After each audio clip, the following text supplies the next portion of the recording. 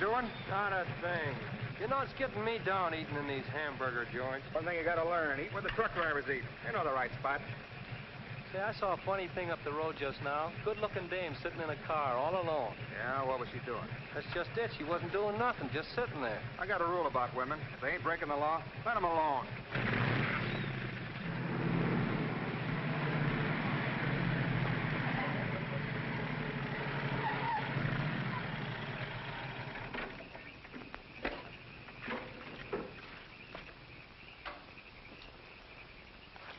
I didn't mean to disturb you, miss. Just wanted to be sure everything was okay. Excuse me, lady, but are you sure you're all right?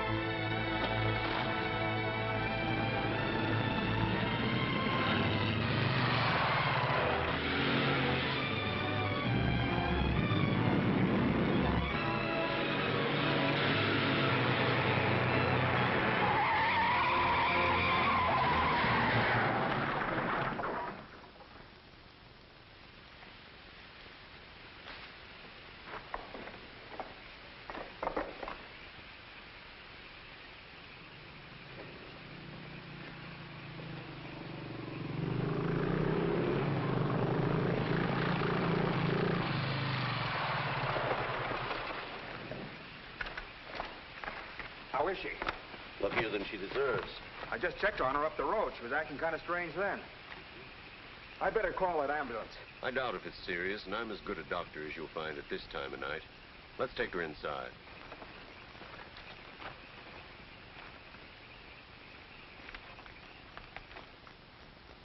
Well, no bones broken. Bruises, that's all.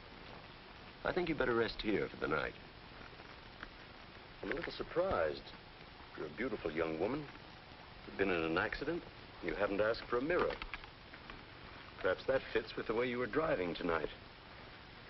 Perhaps you find the idea of living not very attractive. Is that any of your business, Doctor?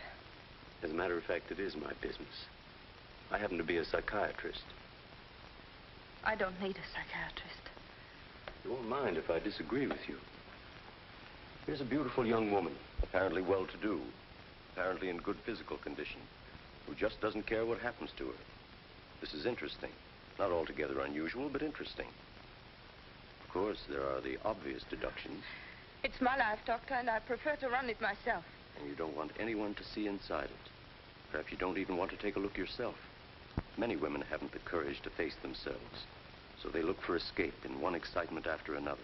Half my patients are like that. But I'm not one of your patients. If you tell me how much I owe you, I'll be going back to town now. Very well. I'll drive you to the station.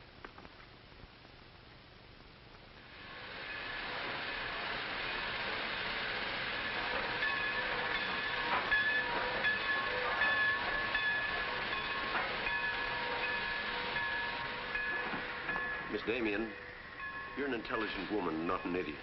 Will you promise me one thing? When you get ready to throw yourself off Brooklyn Bridge, will you come and see me first?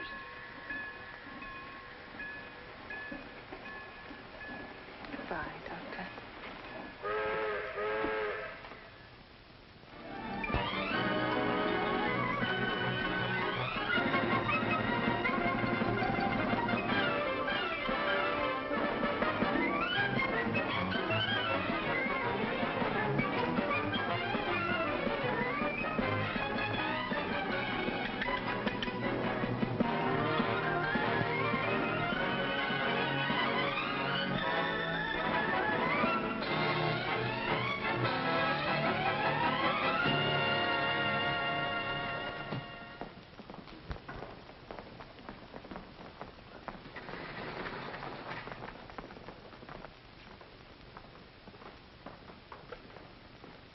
Just what is our trouble?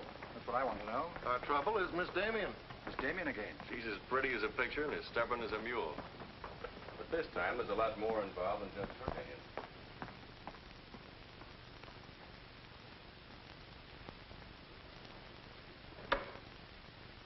Come in, Miss Damien. We were just ripping you up the back a little bit. So I gathered. There's nothing personal. It's about Mr. Courtland. Courtland? Oh, yes. He runs a jewelry store. He owns Courtland and Company. London, Paris, Fifth Avenue. You may remember him as one of our biggest advertisers. Oh, what Shirley wants to say... I know what Shirley wants to say. I always know what Shirley wants to say. He wants to know why I killed the art layout on Mr. Courtland's famous jewels. And I understand the April number goes to press without it. That's right. In the first place, it's no art layout. It's a press agent's dream. But the result is we stand a good chance of losing the Courtland account. Now, am I running my department or am I not? I haven't said anything, Miss Damien. Well, I had a talk with Courtland. He was decidedly acid about it. I'm not interested in Courtland. But if this magazine is going to submit to advertisers' blackmail, I'd like to know about it. Now, please, Miss Damien. If that's the policy, Mr. Kranish, you better get someone else to take my place. Please, Miss Damien, just a moment. Gentlemen, if you don't mind, I'll talk to you later. I thought I should bring this to your attention. You can't blame us for trying. No, of course not. No harm done, gentlemen. Madeleine, you've got yourself all worked up. Come, sit down. I'll get you a drink. No, thanks. I don't want one. No?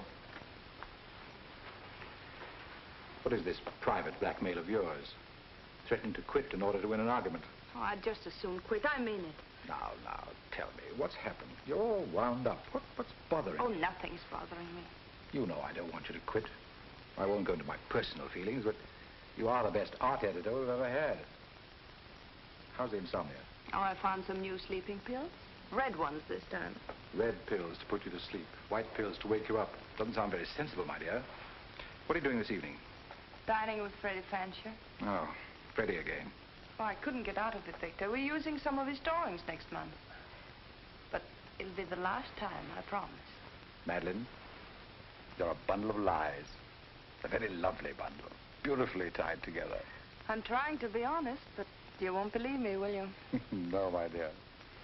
Because I don't really think you believe yourself.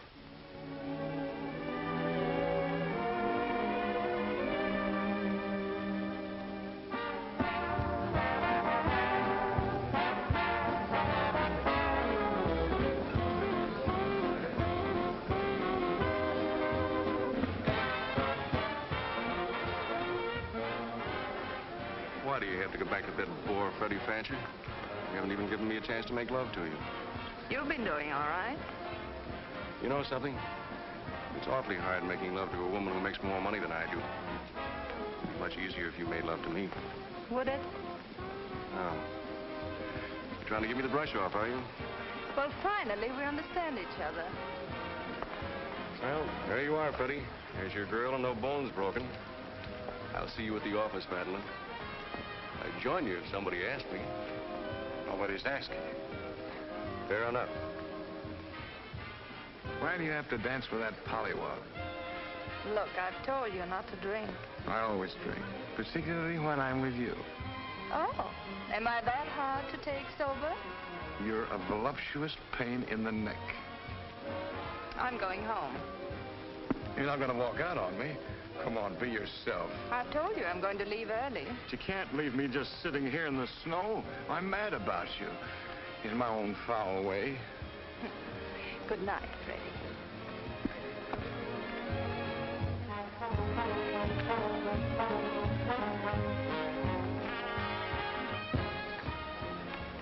Any chance of getting a cab, Jim? I'll try, Miss Damien. Oh, Miss Damien, here's someone I know you're anxious to meet. Mr. Felix Courtland, one of our most prominent advertisers. How do you do, Miss Damien? How do you do? Mr. Garet is the soul of tact, don't you think? He's just been telling me all about you. Oh, I hope he wasn't that blunt. Oh, you needn't worry. I always form my own conclusions. Can I give you a lift anywhere? My car's just outside. No, thank you. They're getting me a cab. Oh, I'm very sorry. I'm sorry, Miss Damien. There isn't a cab around. Oh, how long do you think it'll be? That's hard to say.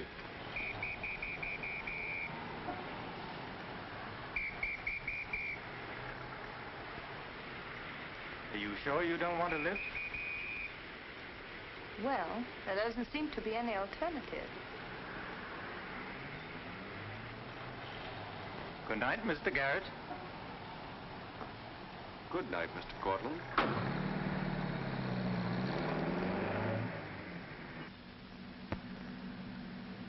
I wasn't very polite, was I? Neither was Garet, for that matter. Oh, he always enjoys uncomfortable situations. You still feel uncomfortable? No. Frankly, I don't. Good, nor do I. You know, you're not at all what I imagined. No? No. The big international jeweler. I happen to inherit a business that runs itself very nicely. As a matter of fact, you don't look like an art editor. More like a work of art. That layout on your jewels is still a wretched piece of copy. I can only admire your good taste. And I'm still not going to... I wouldn't try and persuade you for the world. Mr. Courtland, I think you're a very dangerous man. I only wish it were so. The truth is, I'm a very ordinary one.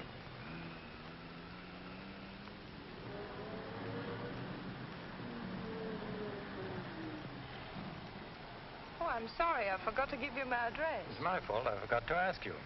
Won't you come in for a minute? No, I don't think so. Oh, but you really must see those jewels you've been insulting. They're much handsomer than the photographs. I'll need you in about 15 minutes. But I said I wasn't coming in. Oh, yes, so you did.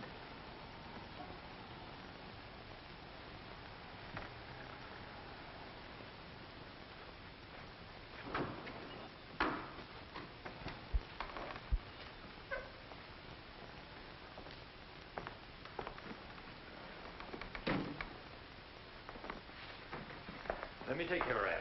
Well, I'm only going to stay a minute, you know. Of course.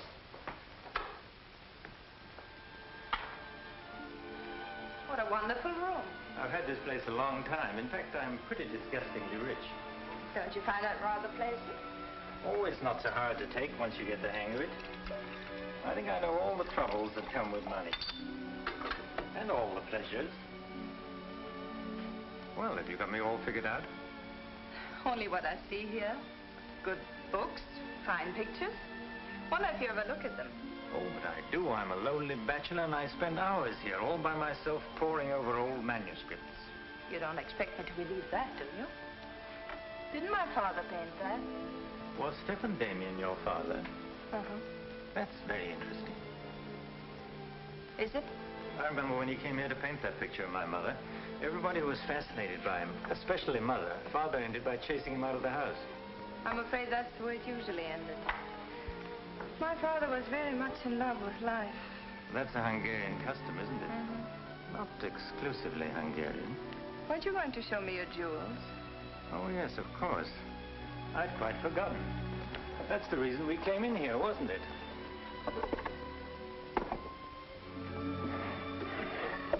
You ought to feel very flattered, Miss Damien. This safe is one of my darkest secrets.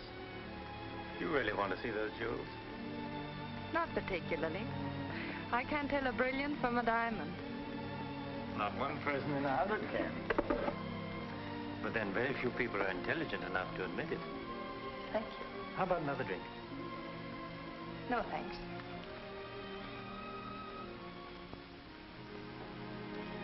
You know, you need relaxing. Lots of relaxing. I can hear your nerves snapping like rubber bands. I'm not nervous at all, see? You're a very curious mixture. A highly moral voice. That's not me, that's my mind. A man's mind, I'd say. Why not? I do a man's work. And desperate eyes. Eyes full of shadows. Insomnia does that. Does it?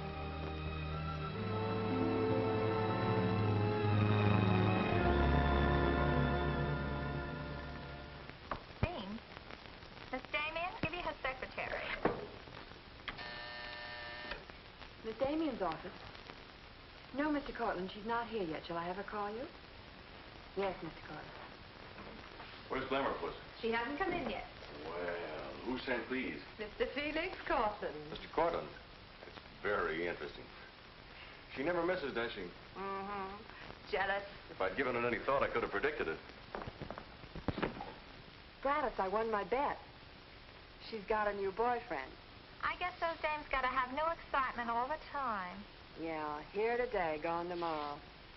Personally, I don't see what she sees in it all. Is that any concern of yours? No, Miss Damien. I didn't hire you to gossip about my private life. No, Miss Damien. Go get your money. You're through.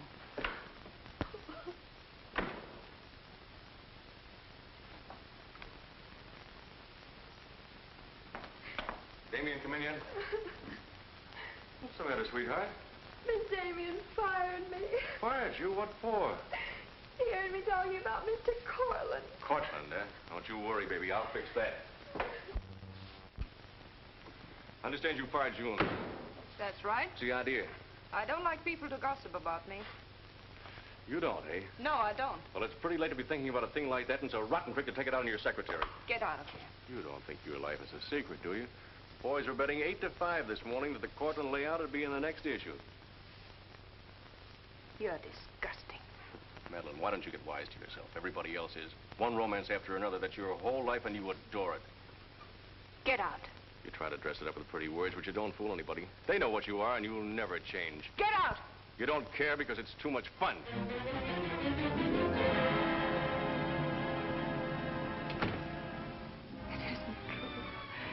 It isn't true. It isn't true.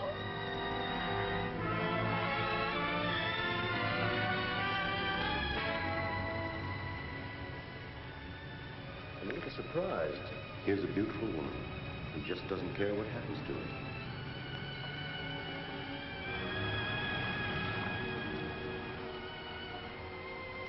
Many women haven't the courage to face themselves, so they look for escape in one excitement after another.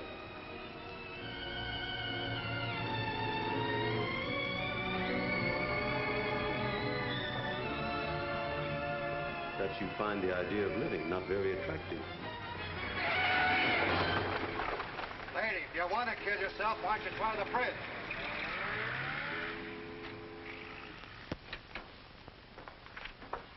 I'm glad I was right. An intelligent woman, not an idiot. Sit down.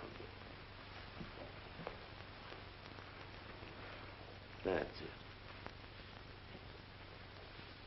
Now, if you feel like talking, just go ahead and talk. You're afraid, aren't you? Well, it's our job to find out why. To explore the shadows and throw light on what we find there. Then you'll be able to see yourself clearly and face yourself honestly. When you can do that, you won't be afraid anymore.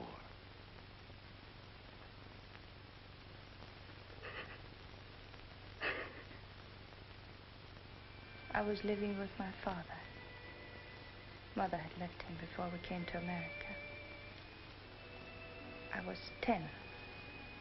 And to me, the way he lived seemed romantic and wonderful. He was a successful painter, and women adored him. He went his own way and did what he pleased. Just as you've been trying to do? I suppose so. But why? Did it make him so very happy? Oh, I was certain he was the happiest man in the world. Until he killed himself. And you couldn't understand why he did it. You understand now? I think I do. Did you ever do any painting yourself? I used to. Why'd you give it up? Oh, didn't pay enough. And besides, I didn't want to be like my father. I wanted my own life. And have you been living your own life? Of course I have. The kind of life you really want? I don't know. I don't know. Don't you think you've been hiding from yourself? Did you ever try and discover the person you really were, deep down underneath? I never cared to. I'm not so sure I do now. In that case, I'm afraid I can't help you.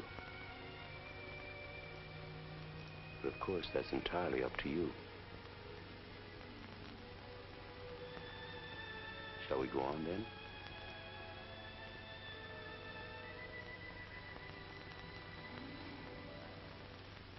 I was doing what I wanted to do. Paying my own way and making my own rules. Nobody was hurt. Nobody but yourself. And it didn't really make you happy, did it? Wasn't that because down underneath you knew there was something missing? Something important? I suppose so. That would worry you, wouldn't it? And then you would drug yourself with the excitement of more excitement. Oh, I know the pattern, Miss Damien. You're suffering from a disease of the times. A neurotic malady as commonplace as chronic alcoholism. Suppose for a moment that you were an alcoholic. They're much the same, you know. Unsure of themselves underneath. and seeking reassurance from new excitement. Instead of getting at the cause, the drunkard solves his problem by taking another drink. This, of course, is no solution. And eventually we find him sprawled hopelessly at a bar, without the strength or even the desire to save himself. I can't go on with this. You're not helping me. You're insulting me. You've been insulting yourself, Miss Damien. Insulting your body and insulting your soul. Your life hasn't been gay and glamorous at all. It's just been muddled and senseless. You know that now. And if you really want to change it, you can start right away. Now it's up to you.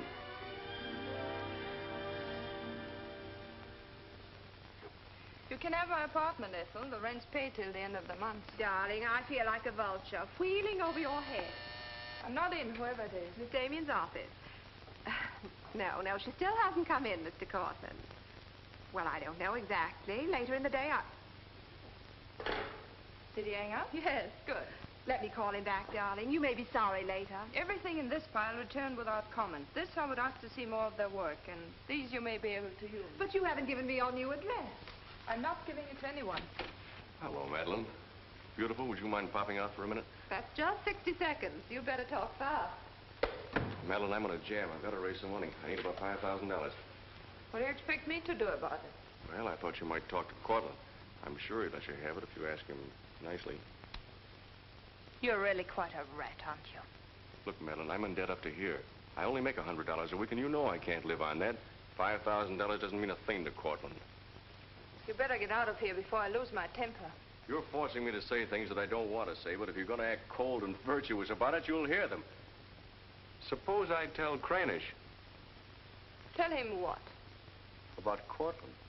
You know, you've got a very nice job here, but you won't have it very long if I tell Kranish. I don't want to tell him, but... What's so funny? As a blackmailer, you are pitiful. Go on, tell him. Tell him what a rat I am, and you are, and he is.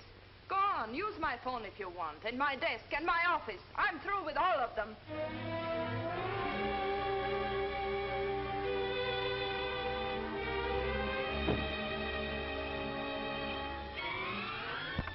Boulevard magazine.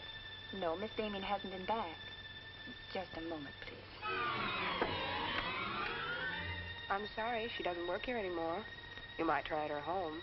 Waldorf Apartments. Waldorf Apartments? Miss Damien? Oh, no, she gave up her apartment. Why don't you try the post office? Dalton? Damien. Here, Richard Caleb, 137 West 50th Street.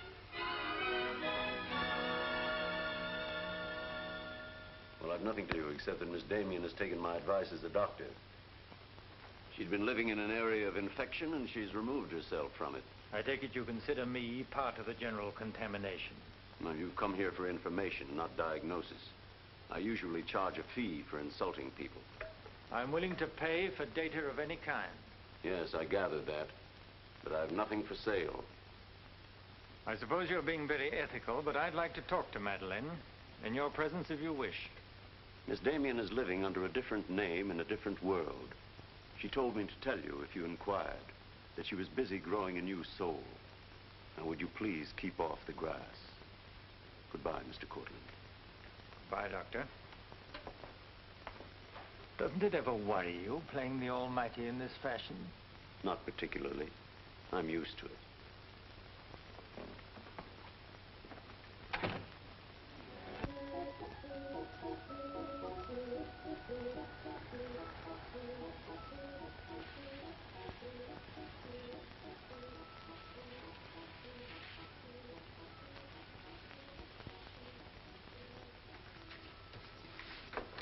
How's it look? It's better than torn wallpaper. So you think I've talent, then? You'll do better after you get the hang of it. I only hope the new tenant will like it. Well, he seems awful particular. He's a floor walker at Macy's. Oh, well, you can always give it back to me. He'll never sell it, you know. Take my advice and try something more cheerful. You know, like flowers and butterflies. I'll do that. Thank you, Mrs. Geiger.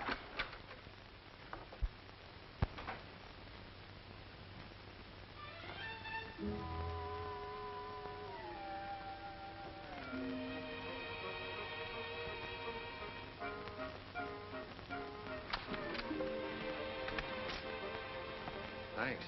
You saved my life. Is this yours? Yes. Mrs. Geiger would scalp me if she knew I kept mice in my room. Well, why do you keep mice in your room? Pathologist, part of my homework. I really shouldn't bring these fellas out of the lab, but, well, I got kind of attached to this one. No, thanks again. Hey, women are supposed to scream. Aren't you afraid of mice?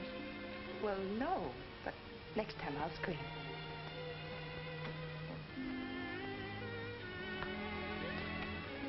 Good afternoon, Miss Green. Hello, how's the work going? Oh, all right, I think. Yes.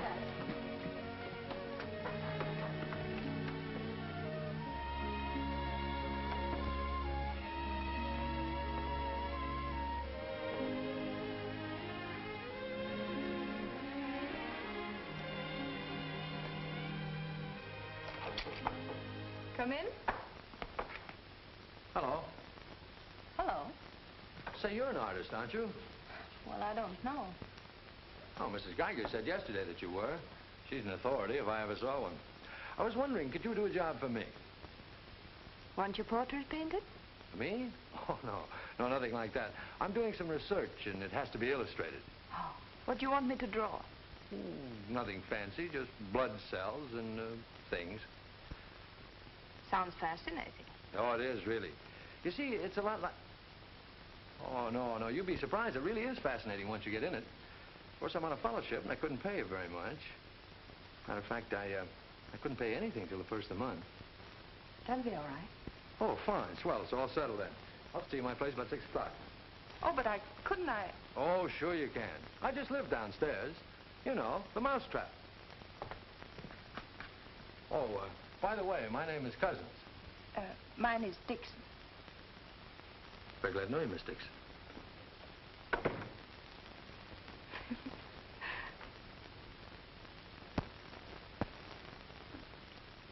Just what am I drawing? Am I allowed to find out? Sure. Effect of anti-reticular serum on cell tissue. That's all I wanted to know. Oh, say, that's quite good. I'll take it to the lab with me in the morning. Just about ready for the next one. Do you realize it's 12 o'clock? Oh? I haven't had my dinner yet. And you haven't either. Oh, gosh, I'm sorry, but well, I got so wound up on this. So did I, but now I'm hungry. Well, tell you what let's do. We'll go out and eat. That's a brilliant idea. I'll get your coat. Do you do this all the time? Only since I got out of the Army. I was lucky to get this job of research. Now I've got to get it finished. Then what? Oh, then I go back to Oregon and become the usual respectable small-town doctor. No mice?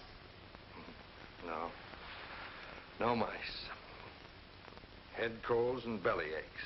$5 a visit. Maybe you'll like it. You'll get some rest. Oh, I'll get plenty of rest, all right, but I don't think I'll like it. You folks going out this time of night? That's right. We're meeting a few friends at the Busy Bee cafeteria. We don't want to miss the floor show. We'll have to hurry. See that he eats. He hasn't got any more sense than a goose. I'll feed him with a spoon. I got onto it first up in a little town in Germany while I was still in the Army. I met a couple of Russian medical officers who were working on anti-reticular, and, well, they were pretty steamed up about it. Pie, sir? No, thanks. We got together the first night over a bottle of vodka. I remember the town was still burning. Well, maybe it was the vodka, but anyhow, we got to talking about anti-reticular, and, well, I guess I got pretty excited. You mean you speak Russian? Over a bottle of vodka, anybody speaks Russian. Care for some coffee? No, thanks. I've milk. Oh, one, please. At any rate, I promised myself that night that just as soon as the war was over, I was going to do a job of this. You haven't stopped to eat ever since. That's an error I'm just about to rectify. $1 even. There you are. Thank you. Thank you. You, sure you've got everything you want? Oh, yes, thanks. You know, I don't think you're much of a doctor. Do you call this a sensible diet? Pancakes and pickles? Well, scientifically, there's two kinds of diets. The kind that doctors prescribe and the stuff they eat themselves. Oh, but you're always in such a rush. You can't make scientific discoveries that way. Sure you can. Take Banning. He saw some flies nibbling at a piece of pancreas. Figured out that there must be sugar in it, and in 1 minute he had the idea for insulin. You know, you're a very lovely girl. You're not being very scientific, Doctor. Oh, but I am. It's the very heart of science. It's the truth. Let's talk about insulin. Insulin.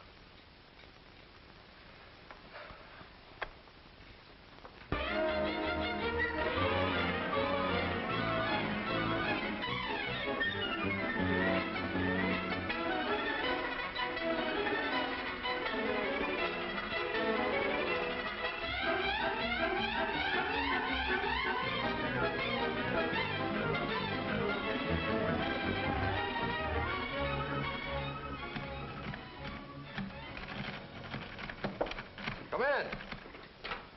Hello. Hello. Say, did you buy these new manuscript covers? Yes, are they all right? Oh, sure, they're fine. How much they cost? Oh, nothing at all. Something like 20 cents. Oh, nothing at all, huh? You know you can buy a pair of good mice for 20 cents? David, I have some wonderful news. I just sold a picture. No fooling. Who bought it? The floor walker downstairs. He said it's almost as good as a photograph. Well, the man has great taste. Oh, I think it's wonderful. I'm proud of you. And I'm a little proud of myself, too.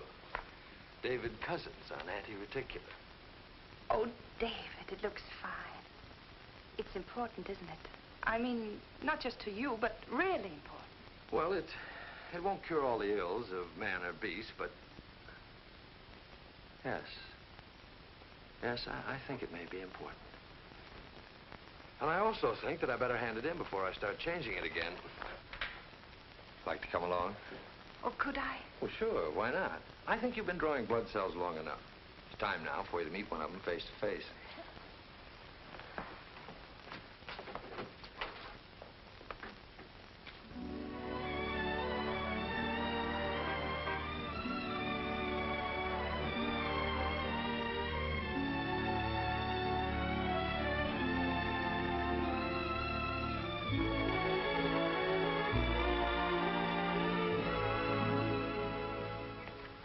I hope your text is as good as your illustrations.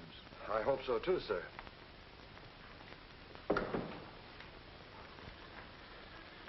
Well, that's that. You didn't tell him there were your drawings, did you? I didn't tell him they weren't. Come on, I'll show you my lab. Coffee. I wouldn't try and drink it if I were you. Assistant pathologist.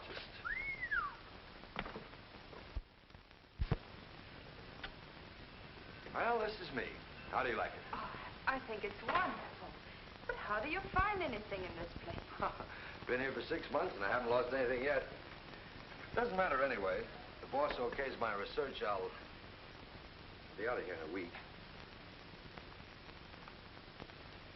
Back to Oregon? Yes, back to Oregon. All that way just to make a living. Is it as bad as all that?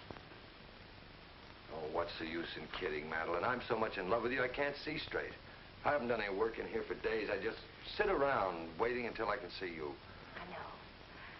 Because that's just what I do. Wait to see you. Darling. Oh, darling, I never felt like this about anyone before. Tell me, when did you first know? Oh, when I first saw you, I think. Yeah, me too. I'll never forget you standing in that hall with a mouse in your hand. Only I didn't know then what was happening. I thought I had the flu. Will you marry me? Oh, David. Well, will you? We don't know each other. I mean, you don't know me. Oh, but I do. Of course I know you. Now, what do you want to know about me? David Cousins, M.D., University of Oregon, Captain Medical Corps Reserve, young, healthy, and very much in love. Will you marry me? Oh, please don't ask me now. Well, I've got to ask you now. I want to marry you now. Please give me time, David. I'm all mixed up. I'd like to go home now. All right.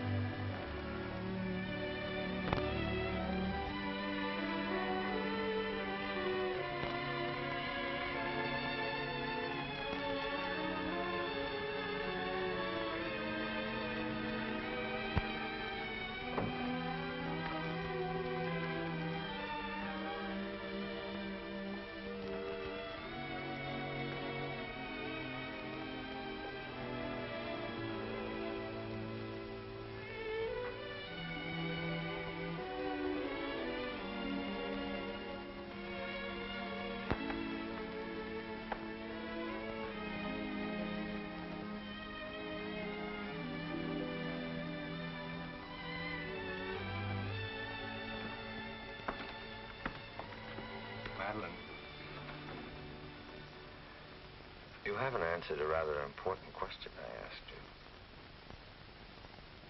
I can't say no, because I wouldn't mean it. Darling.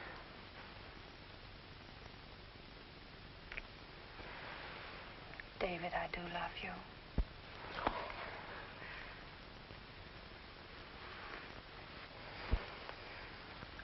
Good night, darling. Good night.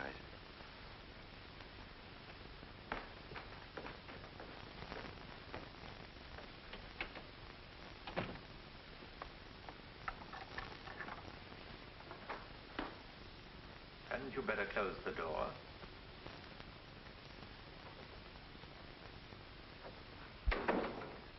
A gentleman I hired provided me with your new address and the proper keys. Suppose someone had seen you. You wouldn't have cared, would you? I didn't think it mattered. You see, I expected to find you wretched and lonely, grappling with your complexes. Rather naive of me. Will you please go? Of course I'll go. But before I do, wouldn't you like to tell me about him? Why? I'm in love. Now, laugh if you want. I don't feel like laughing. I've always wondered if it were possible for people like you and me.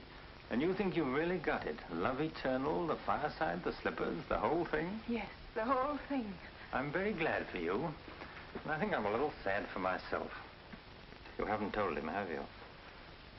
Told him what? Well, about me, for instance. Why should I tell him? You're absolutely right. You shouldn't. Men prefer to keep their illusions, don't they? Please go. If you ever need me, you let me know, won't you? And don't call the past too many names.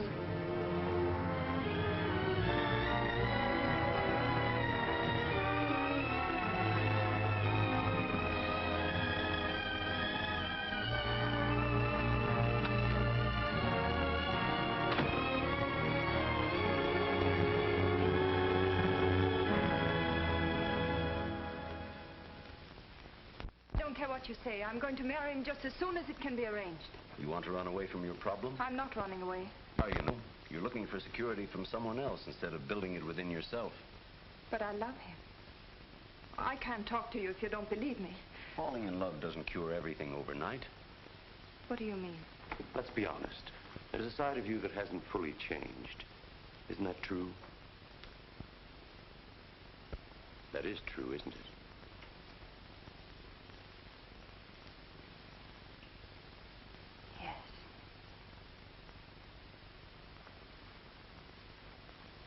Have you still not told David about yourself? I couldn't tell him. You let him fall in love with an illusion, with someone who doesn't exist. I could never tell him. He might stop loving me. Isn't that a risk you'll have to take? You're being very careless about it. You can't build a lifetime relationship on a lie. If you're really in love, you'll tell him. With the others, it was different. But if you love him... Will you please stop saying if? How many times must I tell you I love him? But real love is a sharing. If you're strong enough to face this yourself, you're strong enough to face it with David. Oh, I can't do it. I can't risk the only happiness I've ever had. That's up to you, Miss Damien.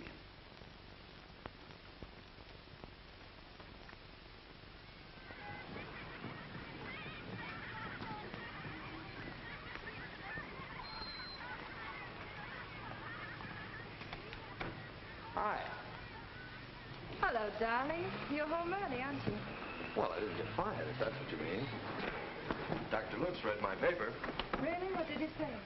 Well, he liked it. Oh, David, that's wonderful. The only trouble is he thinks it's so important he wants me to go to Chicago and read it before the convention. Oh, David, no. Well, that's not my idea. I don't want to go. Well, when will you have to leave? Tonight. Got to catch the 8 o'clock plane. And when will you come back? Oh, I don't know. A few days. But I tell you what. As soon as I get back, let's get married.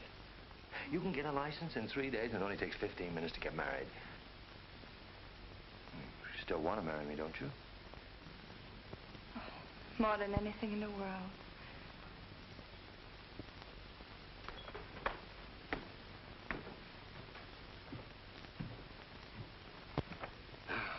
You know, I'm going to feel kind of silly at that convention. Of course, it's a great honor and all that, but you realize that I'll be talking before some of the biggest men in the field? What's the matter, darling? Nothing. I was just thinking how I'd feel if you didn't love me. Oh, don't be silly. Not a chance. David, could you ever stop loving me? Oh, that's really a gruesome thought. Of course not. Even if there was a reason? The world is bothering you. Nothing. I just wanted to be sure. Sure about what? That you loved me and not an illusion you built up about me. Scientists can't believe in illusions. I believe in you. You're the best thing that's ever happened to me. 4 shirts. I wonder if that'll be enough. Come to think of it, it'll have to be. That's all I've got. Socks? Well, that just about does it. Madeleine, was there something special on your mind? Something that you wanted to tell me? Just that I love you, that's all.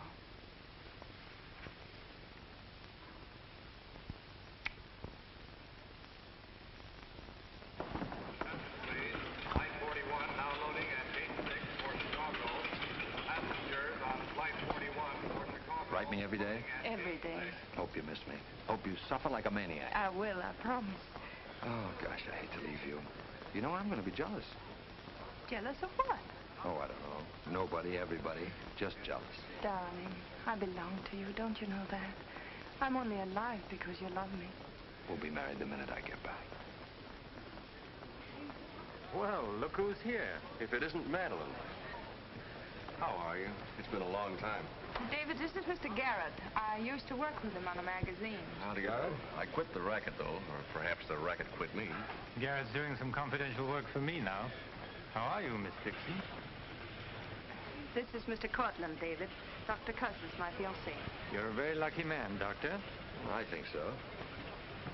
Well, goodbye, Miss Dixon. My congratulations to you both. Oh, thank you. Good night. Good night. I don't believe a minute of it, do you? Garet, you're a very cynical man. You don't believe in true love. You don't think Madeleine does either, do you? I don't know, but I've always been fascinated by miracles.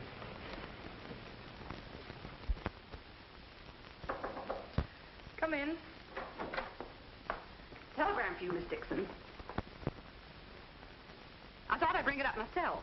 I thought it might be important. That news? He won't be back till Friday. That's men for you. You never can count on them. Oh, I forgot. A doctor somebody called you, said you were to call Miss Ethel Royce. She's been trying to get in touch with you. Friend of yours? Yes. I suppose you got your own reasons, but you ought to get out and see your friends, instead of sitting in this room all day and all night. Thanks, Mrs. Geiger. None of my business, mind you.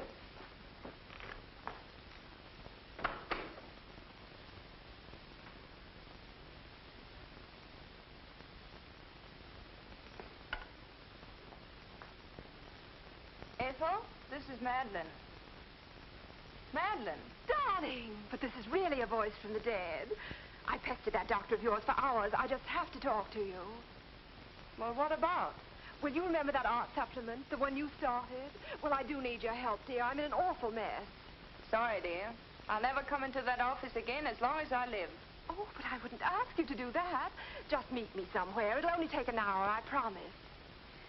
Well, if it's just the two of us. All right. I'll be there at 5. Oh, so relieved. We were really desperate. Wonderful. I'm just dying to see you. Bye, dear. She'll do it. Good. Wonderful thing, professional pride. It never dies. How'd you sound? Awful. What do you expect? Too bad. Victor, I don't want you to be there. Wouldn't think of spoiling your reunion, my dear. I don't trust Madeleine, doctor or no doctor. Nor you either, my sweet.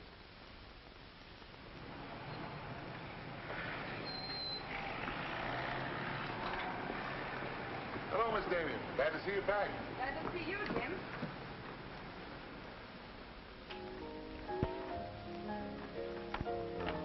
Hello, Luigi. Is Miss Royce here? She just came in, Miss Damien.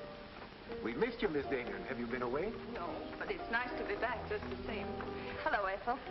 Darling, you look wonderful. A little pale, but so interesting. You know, I can't stay very long. Oh, I understand, dear. We'll get right to work. The usual, Miss Damien? Well, I don't know, Carl. You'd better. Wait till you see the mess I'm in with the supplement. All right, Carl. Darling, I'm just dying to hear what you've been up to. You must tell me everything. but there's nothing to tell. Come on, let's go to work.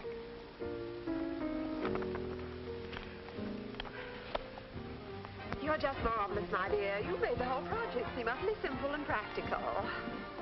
Not for me, please. Darling, you used to be able to drink 10 in a row. I'm out of training. No one would know it, my dear. You seem just like the old Madeleine again. It's the surroundings. What do you say we have dinner and go to a show? No, really, I've got to stagger home. Madeleine, my dear, this is a surprise. Victor, hello. What good fortune running into you like this? Do you mind? Don't let us fool you, Madeleine. You heard me making the date with you. It's true, but I'll deny it. Frankly, I wanted to have a look at you. You look very dashing for a hermit. Thank you. We've all missed you desperately, haven't we, Ethel? As though our little hearts would break. What about a drink with your old boss? I've had Please. enough. 3, whatever it is. I've got all the data we need on the supplement. Good. What about the data on Madeleine? No data. Now, if you'll excuse me, I You really can't have... go now. Look who you'll run into. He's seen you. Mr. Garet no longer graces our staff. What happened? He got to be utterly gritty. Say nothing of a slight discrepancy in his accounts. Mr. Garet believes that the world owes him a gay life, no matter who pays for it. Well, hello, stranger. How are you? Wonderful. Nobody here seems particularly glad to see me. Should we be? Oh, well, it's been nice knowing you. There goes one reason for my ivory tower. What? Darling, I'm constantly running into men who adore you. Slews of them. Hated them all. I know what you're thinking. I had an odd way of expressing my distaste. Not odd, darling. Shall we say just, moody? Well, here's to memory.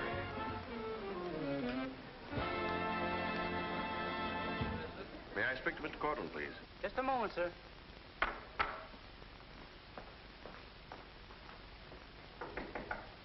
Just a minute.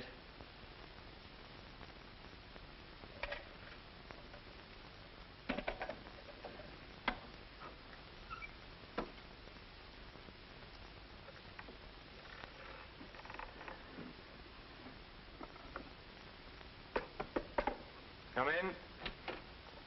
Mr. Garet on the phone, sir. All right. Hello, Garet. I have some interesting news. Do you know who's here? Madeleine. How considerate of you to call. By the way, I've just been through the stones in my safe, and one's missing. The stone's not terribly important, but you're the only person who knows about my safe, and the fact is you did have my keys for quite a while yesterday. What are you getting at? Only that I don't like thieves. But you're being ridiculous. Let me come over and talk about it. There's nothing to talk about. I'm taking it up with the police. But, Courtland, you can't do that.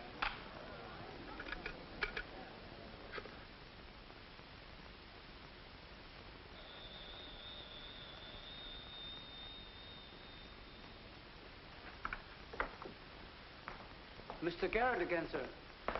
Tell him I've gone out. I'm sorry, Mr. Courtland has just left.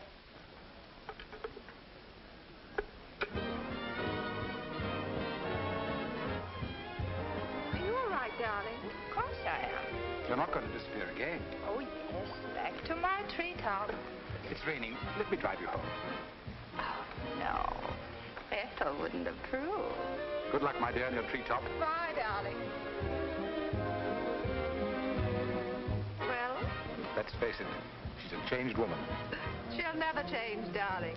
She's just got herself a new set of words, that's all.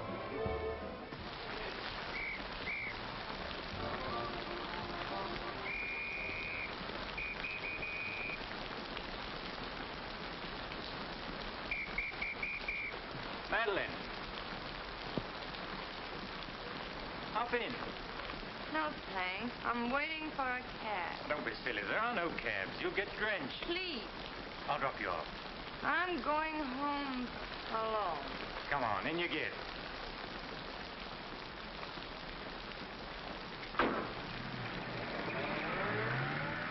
I hope you didn't get too wet. Your concern is touching. Quite a coincidence finding you in the rain. Is it? I can't lie to you, especially when there's no point to it. I was informed you were playing hooky. You're detestable. I'm really not detestable at all. I happen to be very fond of beauty, which shouldn't be a crime in your eyes. Please, no debates. I'm a little dizzy. A good dinner will soon take care of that. Why do you always hound me? You know I despise you and everything you stand for. There's always a chance I may be able to improve your opinion and your manners. I'm sleepy. You know you're very lovely. Please don't bother. I'm not listening.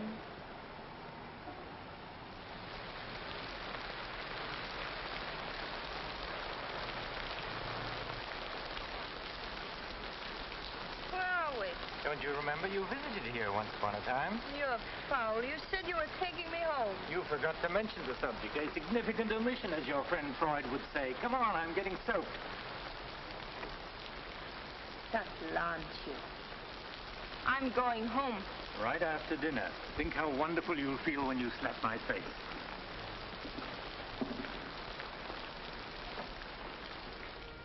That'll take the chill out of your bones and maybe even your heart. Still cold? Oh, no. It's quite warm in here. Cigarette? Thanks. Very warm. Light? No, I'm not really detestable, am I? No. I am. Why? Because I ought to go home. In this rain, you mustn't even think of it. You see, you are detestable. And you've been very annoying for months. Madeleine, we belong together. You know that. No, I don't know that. Of course you do. We feel the same way about life. You're not making sense, Mr. Courtland. Why make sense? Doesn't this make more sense than talking and lying? No sense at all. Then what would you call it, darling?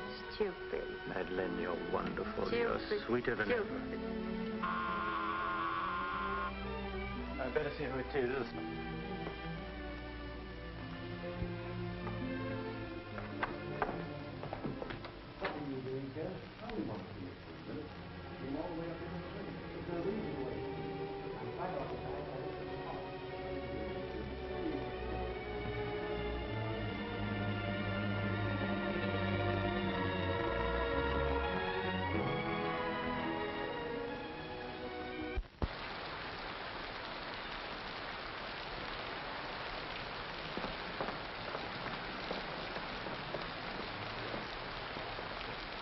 But I tell you, I'm going to raise the money. I'll pay you, honestly. I don't like dealing with thieves. That's a job for the police. If you swear out a warrant, you'll never get a dime. Look, I didn't sell it. I just had to have some money temporarily. Here's the pawn ticket. I'm not interested in pawn tickets. Good night, But, Courtland, you've got to give me a chance. I said good night.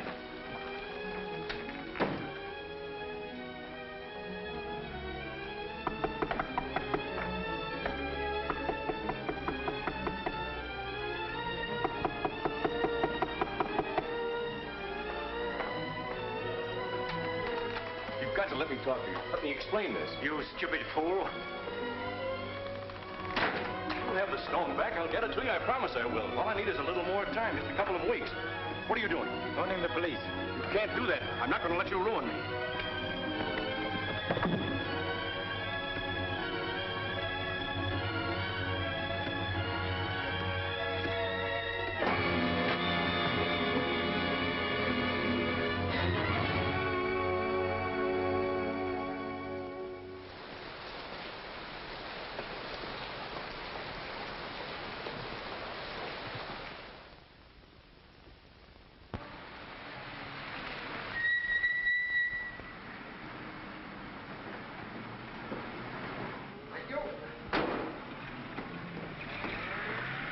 Very lovely this morning, Mrs. Geiger. You wasn't expected back until Friday. That's what I like. A cheery welcome home. Miss Dixon upstairs? I haven't seen her this morning. Who is it?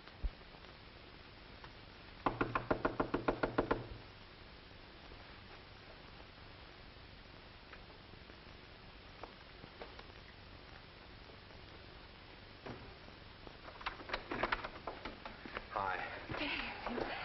Darling. Oh, I couldn't wait till Friday. I just said my little piece and ran out on them. Oh, I needed you so badly. I feel lost without you. Don't ever leave me again. That you can depend on. Say, I've got big news. I'm a success. Oh, tell me all about it.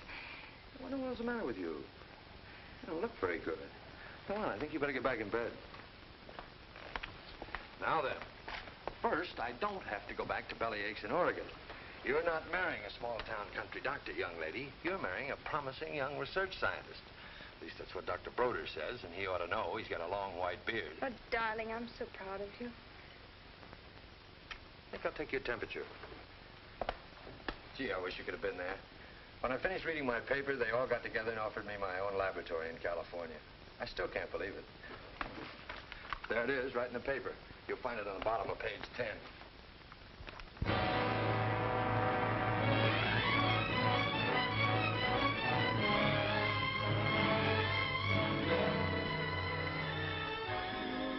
He makes you feel that you're really important. You know what he said to... Madeline, what's the matter? David. Oh, darling, you're cold as ice. You've got a chill. You stay right here. I'll be back in a minute. Oh, don't go. Don't leave me. I'll only be a second. I want to get a hot water bottle and some more blankets.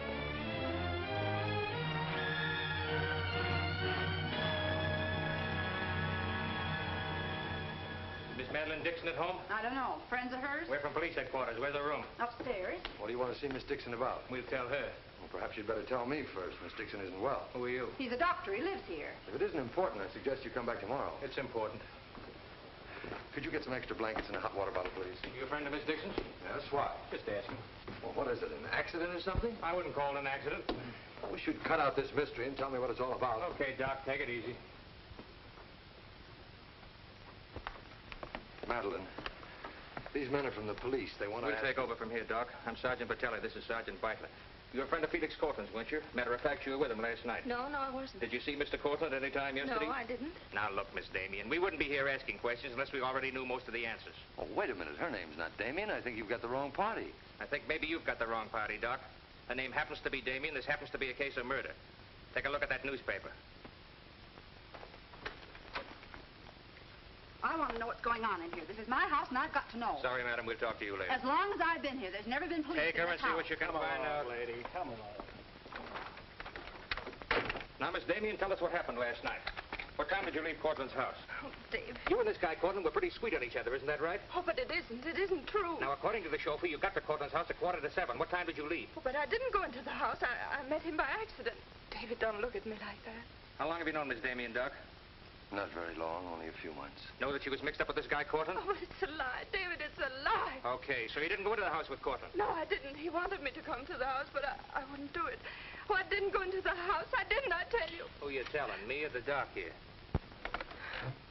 Did you get anything? She came in about 9. In a cab? No, she was walking in the rain. Landlady said she looked kind of wild-eyed. What about Courtland? He was here, all right. He visited her a couple of weeks ago. Get the date?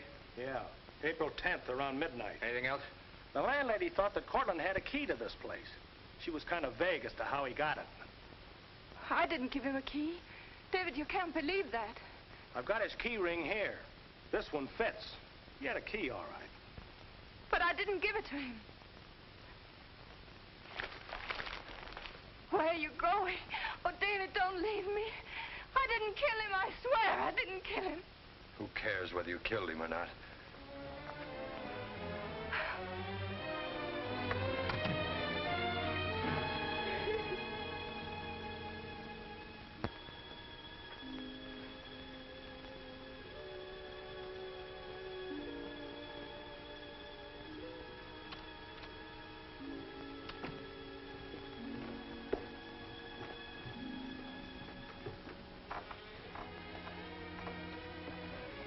Could I see him for just a minute?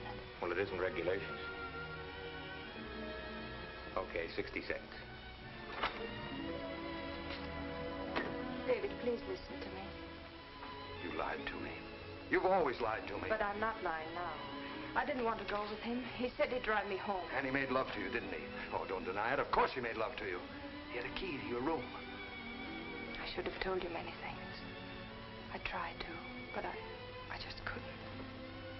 If this thing were so innocent, you would have told me. When I said I was in love with you. When I asked you to marry me. I was afraid, David.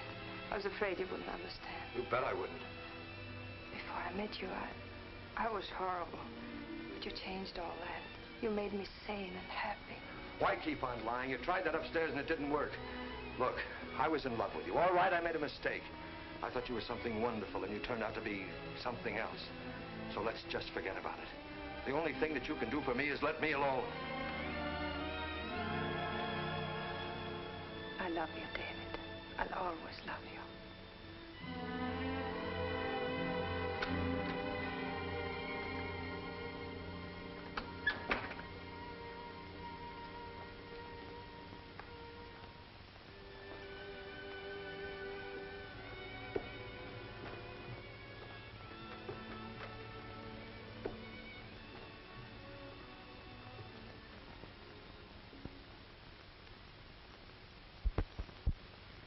So, ladies and gentlemen of the jury, the prosecution will prove beyond a shadow of a doubt that Madeleine Damien is guilty of the premeditated murder of Felix Courtland. We will prove that she was in his apartment the night he was murdered. We will prove that her fingerprints are on the table lighter with which he was murdered. And we will prove further that she had a motive for the murder. For after all, this is a very simple story. To one man, Dr. Cousins, she was a pure and noble woman. To the other, Felix Courtland, an irresponsible light of love. Too self-indulgent to be faithful to the man she wanted to marry. Too weak and lacking in character to break with Courtland. Her twisted soul was bent on a heartless deceit. To make one man believe what all others knew to be a lie. And when Courtland threatened to expose her, she went to his apartment to plead with him in the only way she knew. She embraced him. She made love to him. And when, in spite of that, he threatened to expose the lie that she was living, she silenced him forever. Ladies and gentlemen of the jury, the state asks you to find Madeleine Damien guilty.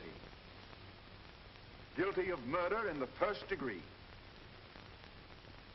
On the night Mr. Courtland called on the defendant, did you let him into her apartment? I certainly did not. How did he get in then? He must have had a key of his own. The key of his own? Where was the defendant when he arrived? Out to the doctor, I suppose, pulling the wool over his eyes.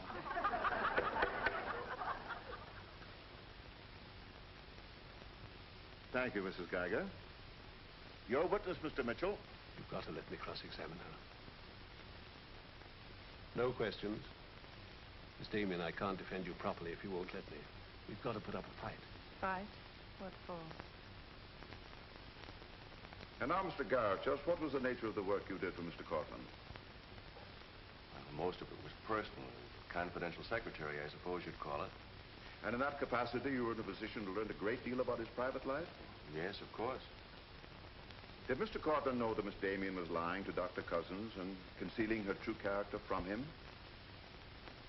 I'd rather not answer that question, Mr. O'Brien. You see, both Miss Damien and Mr. Courtland were friends of mine. Yes, I understand. Well, let's get back to the meeting at the airport. What was the attitude of the defendant when Courtland saw Dr. Cousins? She was embarrassed, naturally. Yeah. She was embarrassed, naturally. Thank you. Your witness, Mr. Mitchell. I've got to cross-examine. If I don't, we haven't a chance. Don't ask him anything. No questions. Were you a close friend of the defendant? Yes, I was. Did she confide in you on matters of a personal nature? Yes, she did. If you were asked in this court, do you think you could recall any of those intimacies? I could recall some of them in lurid detail. Your Honor, I object. Objection sustained. Well, let me ask you this, Miss Royce. Would you say in general that men found Miss Damien attractive? Definitely. And would you say that Miss Damien found men attractive to her? I'm afraid I most certainly would. You would? What were the relations between Miss Damien and her former employer, Mr. Kranish? They were friendly. In your opinion, was there anything more than friendly? I object, Your Honor. The question calls for the conclusion of the witness and is prejudicial. Objection sustained. Dr. Cousins, I'm Dr. Caleb. Miss Damien's a patient of mine. I don't happen to think she's guilty of murder, do you? No, I don't. She may be guilty of other things, but in there she's being tried for murder. And she won't even defend herself. got a pretty good lawyer, hasn't she? She needs your help, Doctor. In her own mind, she's not on trial for murder. She's on trial for those other things. And it's not the judge who's trying that case, it's you. I don't want to be rude, Doctor, but I don't think you know what you're talking about. I'm sorry to disagree. You see, I've been treating Miss Damien for some time. I happen to be her psychiatrist. Dr. Caleb. I'm sorry to have bothered you, Doctor.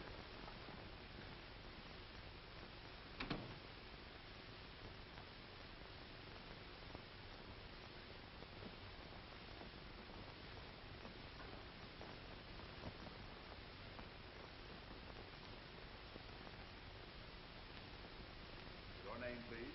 Richard Caleb. You're a psychiatrist? I am. Miss Damien came to you as a patient? Yes. Did she come of her own free will?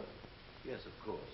Isn't it true, Doctor, that people do not go to a psychiatrist unless they consider themselves, well, shall we say, not well balanced? In general, that's correct. As a matter of fact, wasn't Miss Damien on the verge of committing suicide when she made her first visit to you? Your Honor, I object. Well, no matter. We'll prove that by other witnesses. However, is it not true that people who come to you as patients come with problems? Objection. Objection overruled. Well, Doctor? There'd be no point in their coming to me if they didn't have problems. So the defendant came to you with a problem.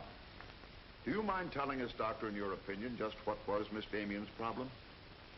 That is a confidential matter between doctor and patient. I'm afraid I can't discuss it. Well, during the course of your treatment of Miss Damien, did you ever discuss her relationship with Dr. David Cousins? Yes, we did. Well, bearing in mind the fact that she's engaged to be married to Dr. Cousins, do you think she was as frank with him as she should have been? As a matter of fact, I urged her to tell him everything. And did she? Not to my knowledge. Well, why not, Doctor? Why didn't she? I'm afraid you'll have to ask Miss Damien about that. Did you ever meet Dr. Cousins? Yes, just a few minutes ago. Well, I'm sure you found him a reasonable, intelligent young man, and yet the defendant refused to confide in him. Having met Dr. Cousins, I think I can see why Miss Damien hesitated to confide in him. Do you mind telling us why? It's my impression that Dr. Cousins hasn't the capacity, either emotionally or intellectually, to understand a problem like Miss Damien's.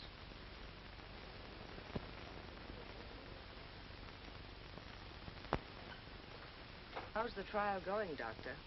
Not very well, I'm afraid. There's a Dr. Cousins in your office. Oh? You said you weren't expecting him. As a matter of fact, I was expecting him. Hello, Doctor. Sit down, relax.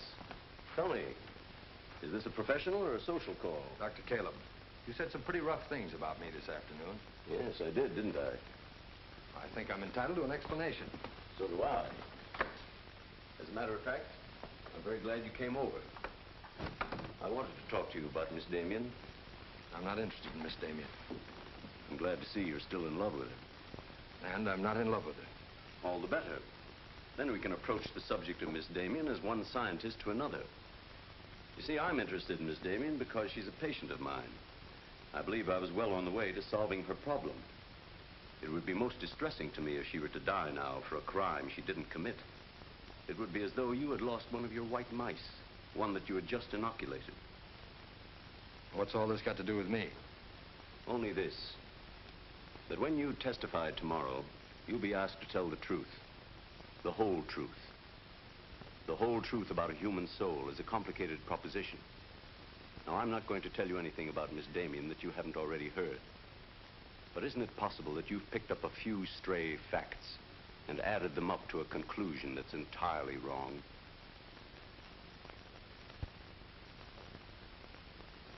Won't you sit down, Doctor?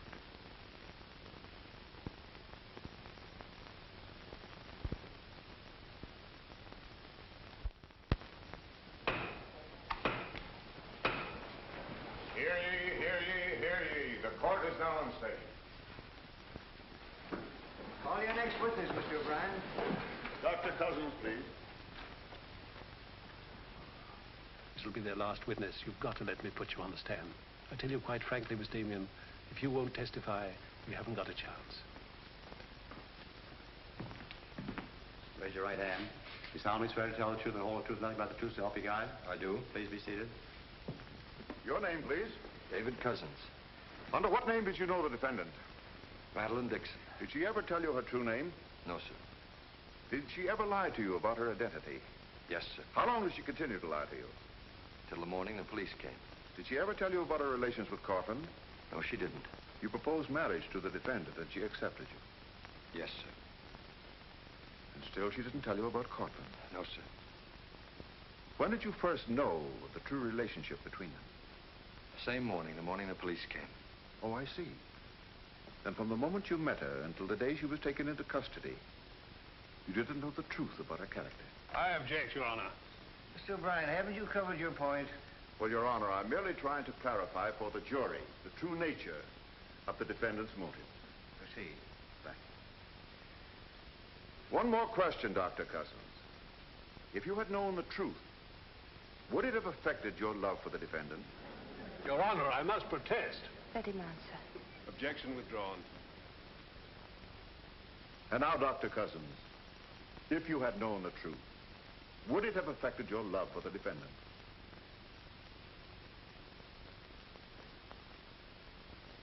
I was in love with Miss Damien then, and I'm in love with her now. Your witness, Mitchell. No questions.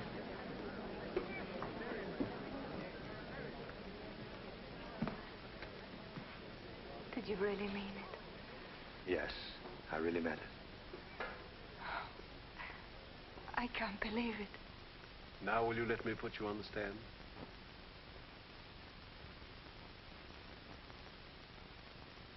You admit you went to Courtland's apartment that night? Yes. He made love to you? Yes. Did you have any conversations about Dr. Cousins? No. Positive? Yes, I am. But tell me, Miss Damien, were you in love with Felix Courtland? No, I wasn't. Were you in love with Dr. Cousins? Yes. Oh. But you went to Courtland's apartment nevertheless. Yes, I told you that. You were in love with one man, yet you chose to visit the apartment of a man you didn't love. Did you go of your own free will? Yes. Mr. Courtland didn't force you or threaten you? No. Then why did you visit him? I don't know. I made a mistake. You made a mistake. As you've told us on several occasions that you and Mr. Courtland were interrupted by a mysterious intruder, can you tell this jury anything definite about that person? Anything at all? No, I didn't see him. You didn't see him? I only heard his voice. You seem very certain it was a man. It was a man. What did he say? Well, I don't know. They were talking in the hall. I couldn't tell what they were saying. Yes, you heard a voice. You're willing to swear it was a man, and you couldn't hear what he said. Now, what sort of a person do you think would be calling at that time of night? A bill collector? A man selling magazines? Or perhaps even a burglar? Why not a burglar? Mr. Courtland was a very wealthy man. He must have been a very timid burglar because nothing was stolen. Of course, you realize that Mr. Courtland kept his jewels in a vault at the store? Not all of them. He kept some at home in his safe. Safe? What safe? The one in his living room? You didn't by any chance see that safe, did you, Miss Damien? Yes, I did. The court, please. This is the first we've heard about a safe. I asked for a recess to examine the apartment. Well, Your Honor, we've been all over the apartment. But if there is a safe, and if it has been robbed... Gentlemen, court is adjourned until tomorrow morning. I suggest the district attorney, the attorney for the defendant, examine the apartment together.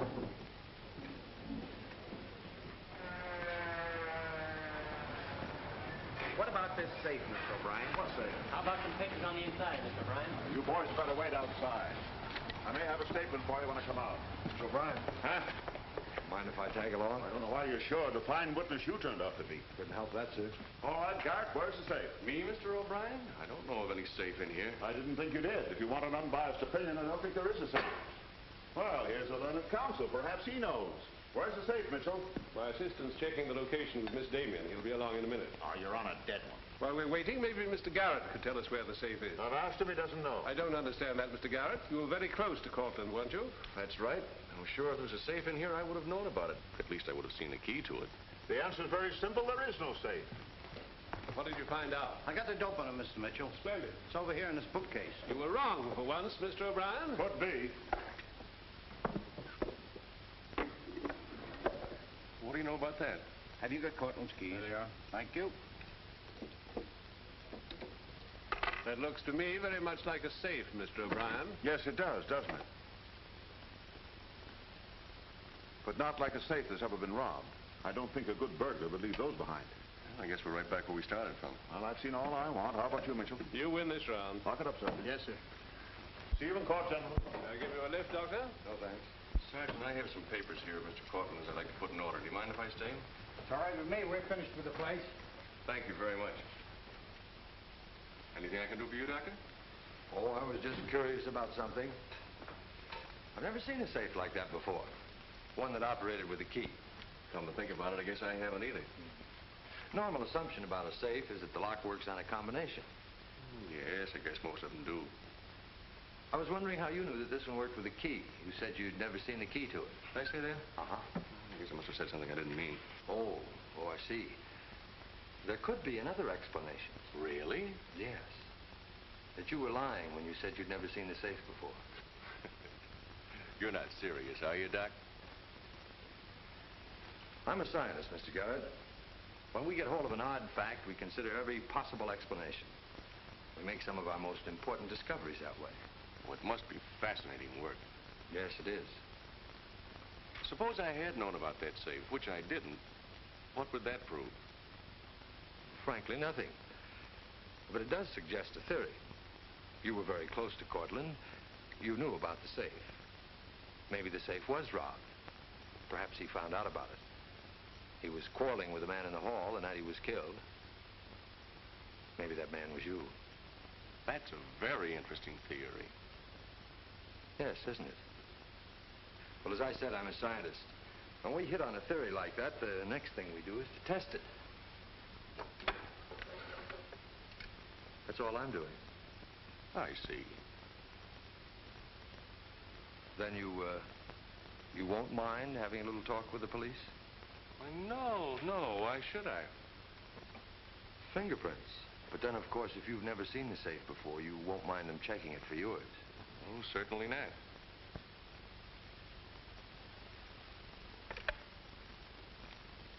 The number is Spring 73100.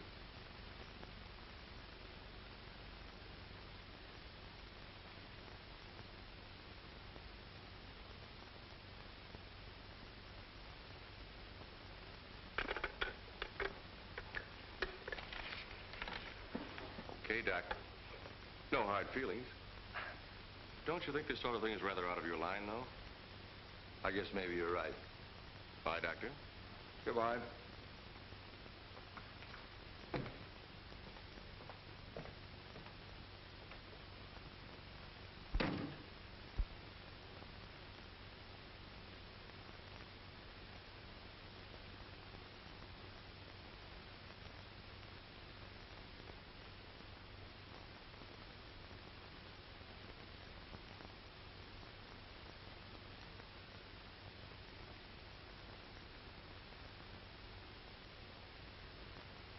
Spring 73100, wasn't it, Mr. Garet?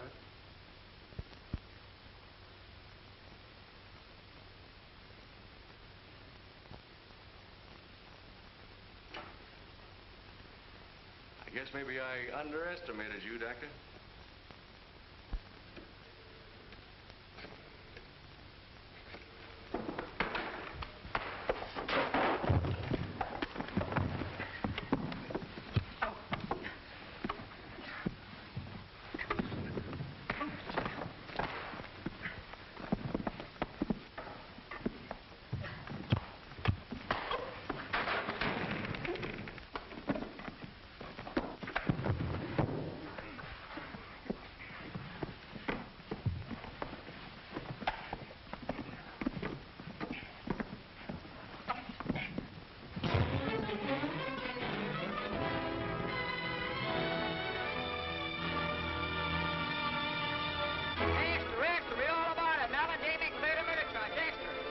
From the Associated Press newsroom. Bulletin. Madeleine Damien has been exonerated of the murder of Felix Courtland. The full confession by an ex-employee, Jack Garet, is in the hands of the district attorney. It was a trial marked by many surprises. Notably, the beautiful defendant's startling disclosure of the jewel vault hidden in the apartment of the late diamond importer. The beautiful Madeleine Damien goes free, and Broadway is tipping its hat today to the young doctor who engaged the murderer in a battle royal. This is Geiger. I've been looking for Miss Damien. Have you seen her? She's gone. She asked me to give you this. Gone? Well, where did she go? I couldn't get a word out of her, but I know she left for the airport more than an hour ago.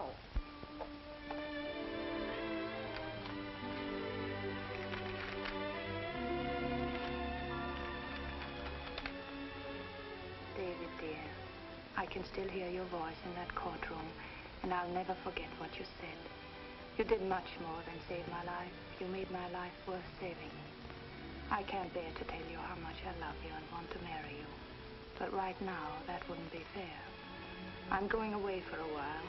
I want to be terribly sure, after all this, that I can really be the kind of person you once thought I was. Maybe after a while that will be possible. And then, when we're both sure, David, please ask me again. Goodbye, my darling.